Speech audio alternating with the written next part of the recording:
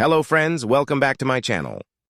आज हम एक लव स्टोरी सुनने गए जो कि एक लड़का आर्यन और लड़की नैना की है, जो कि लाइब्रेरी के कोनों में शुरू हुई और उनकी इस कहानी में बहुत मोड़ आए और कैसे उनकी ये लव स्टोरी शुरू हुई और क्या क्या आगे हुआ, इसको जानने के सुनना होगा इस पूरी कहानी को। एक छोटे से शहर में एक शांत सी पुस्तकालय थी। वहां की सुनसान रिमझिम छायाएं और वायुमंडल में बसी किताबों की खुशबू किसी को भी मोहित कर सकती थी। उस पुस्तकालय के कोने में, जहां सिर्फ कुछ किताबों की रखी थी, एक लड़का और एक लड़की आमने सामने खड़े थे। लड़का आर्यन एक आवाजी और विचारशील युवक था।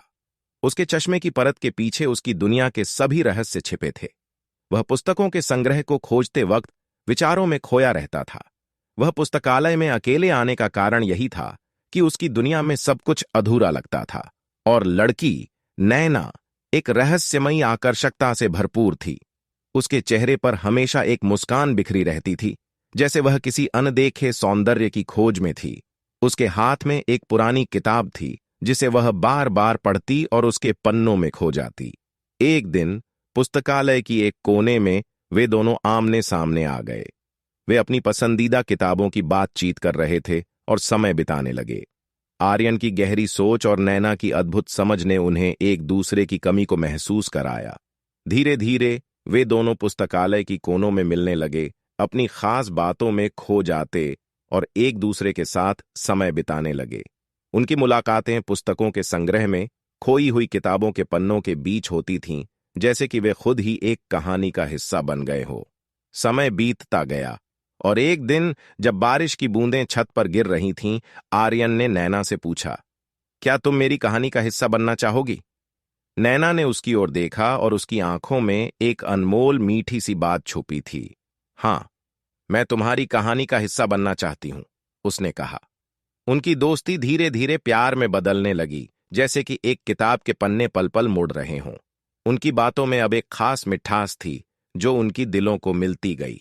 कहानी का क्लाइमैक्स आया जब एक बार वे पुस्तकालय में बिताए गए समय के बाद आर्यन ने नैना से कहा, नैना, मैं तुमसे प्यार करता हूं। नैना थम गई, उसकी सांसें ठहर गईं और उसने अपने दिल की बात कह दी। और मैं भी तुमसे प्यार करती हूं आर्यन।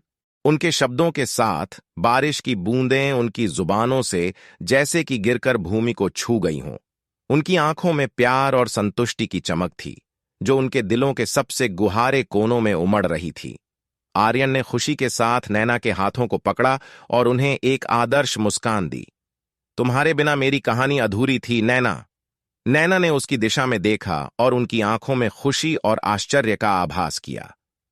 आर्यन, हमारी कहानी अब एक नई शुरुआत कर रही है, नैना ने कहा, उनके दिलों की गहराइयों में छुपे उत्साह के साथ। उनकी हाथों की मिलान से लग रहा था कि उनके बीच की किस्मती रेखा भी नई दिशा में मुड़ चुकी है। वे एक दूसरे के साथ एक नई यात्रा पर निकल रहे थे, जो प्यार, समर्थन और साथीपन से भरपूर थी। उनकी प्यार भरी कहानी का एक नया अध्याय अब शुरू हो रहा था, जैसे कि किताब के पन्ने खुद खोलकर उनके सामने पल पल बदल रहे थे। वे साथ में खुशियों, गमों, मुसीबतों और सफलता के सभी मोड़ों को साथ संग देखने का उत्साह रखते थे। उनकी प्यार भरी कहानी थमने वाली नहीं थी, बल्कि यह बस एक आवाज है जो समय की रौंगत में नए रंग भरती जा रही है। अभी यह स्टोरी यहीं खत्म नहीं हुई। आगे क्या हुआ उनकी लव स्टोरी में, यह जानने के लिए देखिए अगला पार्ट।